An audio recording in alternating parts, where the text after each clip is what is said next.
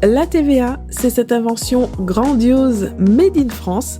Il s'agit à la fois d'un impôt que tout le monde connaît, que tout le monde paye, quel que soit son âge, ses revenus, etc. Et en même temps, on ne sait pas forcément comment elle fonctionne vraiment.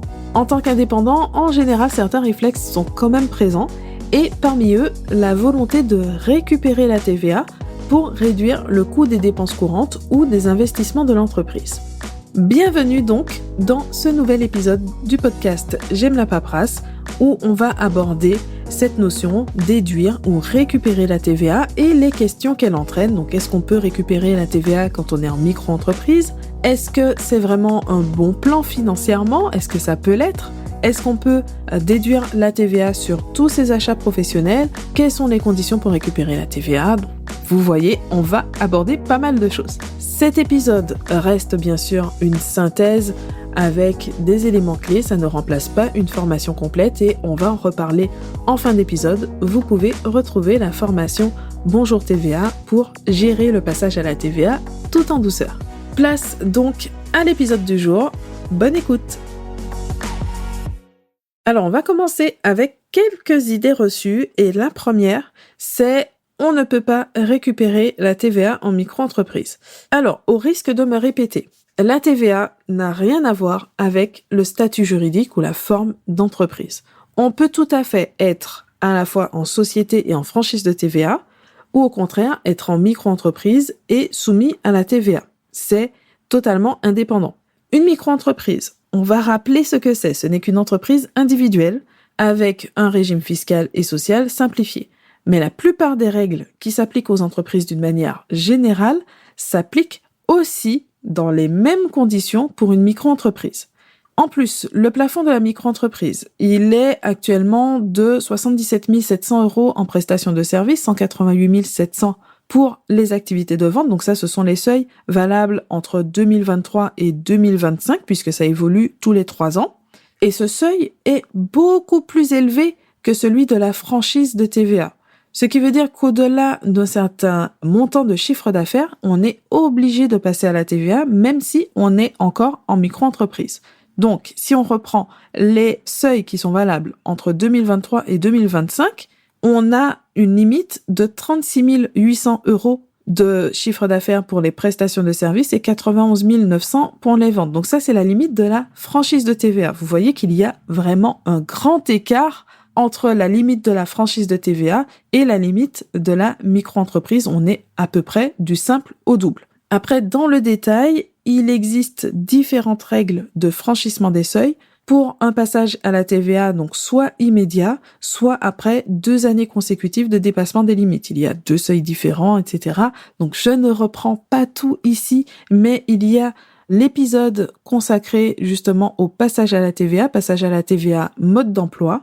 C'est l'épisode numéro 39. Alors, l'épisode n'est pas actualisé avec les nouveaux seuils, mais par contre, c'est le cas de la transcription que vous retrouvez sur le blog, donc sur j'aimelapaperasse.com, avec même un lien direct, j'aimelapaperasse.com/119, vous allez tomber directement sur cet article. Donc, on ferme la parenthèse des règles de passage à la TVA, et on va quand même aller encore un tout petit peu plus loin. Il faut savoir que d'une manière générale, toutes les entreprises sont assujetties à la TVA dès leur création. La franchise de TVA, c'est juste une mesure pour aider les plus petites entreprises. Donc, elles sont dispensées de collecter la TVA, elles n'ont pas d'obligation de déclaration, etc. Et dès qu'elles ne remplissent plus les conditions de la franchise, elles deviennent redevable de la TVA. Donc, tout est dans la nuance. Quand on dit qu'une entreprise devient assujettie à la TVA, en fait, ce n'est pas vrai. Elle était déjà assujettie. Elle avait juste un aménagement spécifique pour alléger ses obligations et elle va devenir redevable de la TVA. Ensuite, l'idée reçue numéro 2, la TVA, c'est seulement quand on dépasse les plafonds. Donc, on l'a dit, si vous dépassez les plafonds de la franchise de TVA, vous passez obligatoirement à la TVA. Ça, il n'y a pas de question à se poser. Mais ça ne veut pas dire qu'il faut absolument attendre de dépasser un certain niveau de chiffre d'affaires pour avoir le droit de passer à un régime réel de TVA, donc l'opposé de la franchise de TVA. Vous avez aussi la possibilité d'opter pour la TVA si vous le souhaitez. Et là encore, c'est possible quelle que soit la forme de l'entreprise, donc y compris en micro-entreprise. Alors, dans tous les cas, pourquoi cette question est importante? À cause d'un principe de base, le mécanisme de la TVA. Pour avoir le droit de récupérer la TVA sur vos achats, il faut la collecter sur vos ventes. Autrement dit, il n'y a que les entreprises qui sont assujetties et redevables de la TVA qui ont le droit de déduire la TVA sur leurs achats de biens et de services, donc les entreprises qui ne sont pas en franchise de TVA. Et tout ça, c'est possible sur option. Ensuite, idée reçue numéro 3, c'est toujours intéressant de déduire la TVA. Alors là-dessus, on voit certains indépendants qui veulent absolument récupérer la TVA sur leurs achats parce que, théoriquement, ça représente une belle économie. Au départ, le calcul est bon. Un ordinateur, par exemple, affiché à 1 200 € TTC, finalement, le coût ne sera plus de 1 200 €, mais de 1 000 € puisque on déduit la TVA, donc les 200 €, les 20% d'écart, ce n'est pas rien, vous allez pouvoir les récupérer. Mais pour savoir si c'est vraiment avantageux, il faut aller un peu plus loin, parce que là, on n'a vu qu'une partie du tableau. Donc, on reprend la règle principale, vous avez le droit de récupérer la TVA sur vos dépenses, parce que vous collectez la TVA sur vos ventes. Et généralement, une petite entreprise en bonne santé aura un chiffre d'affaires supérieur au montant de ses achats. Donc, plus de TVA collectée à reverser à l'État que de TVA déductible à récupérer. Donc, si on reprend notre exemple, ça veut dire que oui, le coût de l'ordinateur va baisser de 200 €, mais en contrepartie, sur les 6 000 € par exemple de chiffre d'affaires, il va falloir collecter 1 200 € de TVA. Donc, il n'y a pas d'économie en fait à réaliser ici. Enfin, ça dépend. En tout cas, on ne peut pas partir du principe que c'est forcément intéressant. Je prends un autre exemple parce que je l'ai constaté plusieurs fois. Quand un client professionnel va être embêté de recevoir une facture sans TVA, ça arrive que ce client veuille absolument que le prestataire lui facture la TVA. En réalité, ça n'a pas de sens. Parce que s'il ajoute la TVA, alors oui, le client pourra récupérer la TVA, mais avant de récupérer la TVA, il va falloir qu'il la paye, cette TVA. Donc, en fait, il n'y a aucun bénéfice. C'est une opération neutre. On ajoute de la TVA qu'il va payer et qu'il va ensuite récupérer, justement, pour ne pas supporter la charge de cette TVA.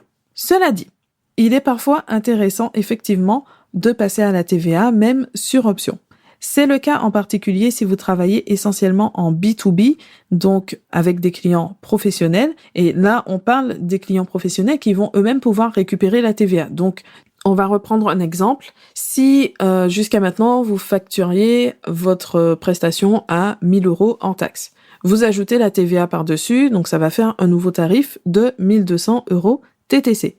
Mais les 200 € de TVA, le client va donc les payer, puis les récupérer, donc ce sera neutre pour lui. Donc c'est exactement l'exemple qu'on a vu tout à l'heure, à partir du moment où il a la possibilité de déduire la TVA sur cet achat. Par contre, pour vous, le fait de collecter la TVA sur cet achat, donc on a dit que ce sera neutre sur le chiffre d'affaires, puisque le chiffre d'affaires, de toute façon, ce sera toujours le montant en taxes, ce sera neutre sur le coût supporté par votre client, mais ça va vous donner la possibilité de déduire la TVA sur vos achats en parallèle. Donc, de diminuer le coût de vos dépenses, et là, effectivement, vous pouvez gagner au change. Donc, vous voyez qu'il y a quand même quelques questions à se poser pour savoir si c'est vraiment intéressant ou non. Donc, si c'est par obligation, de toute façon, là, vous n'avez pas le choix. Mais si c'est pour opter pour la TVA, là, il faut se demander si effectivement c'est pertinent ou pas pour vous. Alors maintenant, les règles essentielles pour récupérer la TVA en micro-entreprise, donc sans trop entrer dans les détails, c'est très important de maîtriser les règles à ce niveau parce que la TVA représente une recette très importante du budget de l'État et l'entreprise n'est qu'un intermédiaire qui va collecter et reverser cette taxe. Donc, l'État ne transige pas sur la TVA en fait.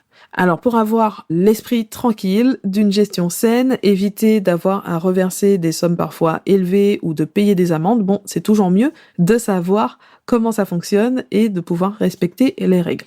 Donc, en ce qui concerne le fait de récupérer la TVA, les principes essentiels, on va en voir 4. Le premier, Donc pour avoir le droit de déduire la TVA sur vos achats, votre entreprise doit être redevable de la TVA, donc que ce soit de droit, donc par obligation, ou sur option.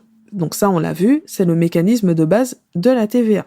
Ensuite, deuxième chose, vous devez être en possession d'une facture en bonne et due forme, donc qui comprend toutes les mentions obligatoires, notamment le taux et le montant de la TVA.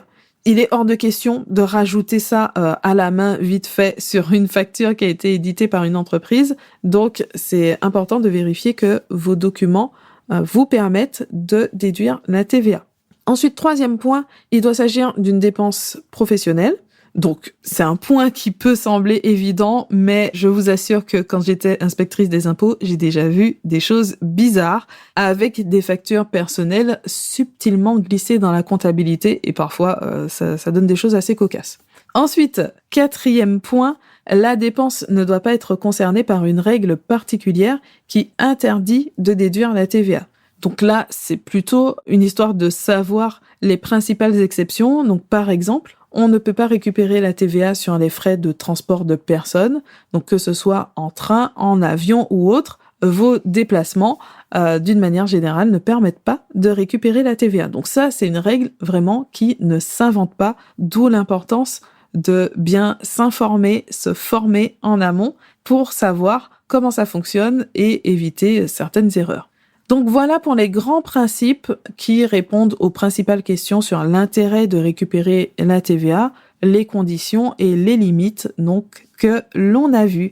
Et pour aller plus loin, comme je vous disais en introduction, je vous invite à découvrir la formation Bonjour TVA. Donc c'est un programme qui est conçu spécialement pour les indépendants pour aborder le passage à la TVA vraiment étape par étape. Pour le coup, là, je vous prends la main pour vous guider étape par étape en suivant un parcours qui va allier à la fois la théorie, parce que de toute façon, on ne peut pas y échapper, mais aussi la pratique pour faciliter le passage à l'action à chaque étape. Donc comme d'habitude, vous avez tous les liens dans la description de l'épisode, vous avez la transcription aussi en ligne sur j'aimelapaperasse.com, le lien direct pour la formation TVA aussi, j'aimelapaperasse.com/TVA, on fait au plus simple. J'ai hâte de vous retrouver pour la suite. En attendant, donc, je vous remercie d'avoir écouté cet épisode jusqu'à la fin et je vous dis à très bientôt.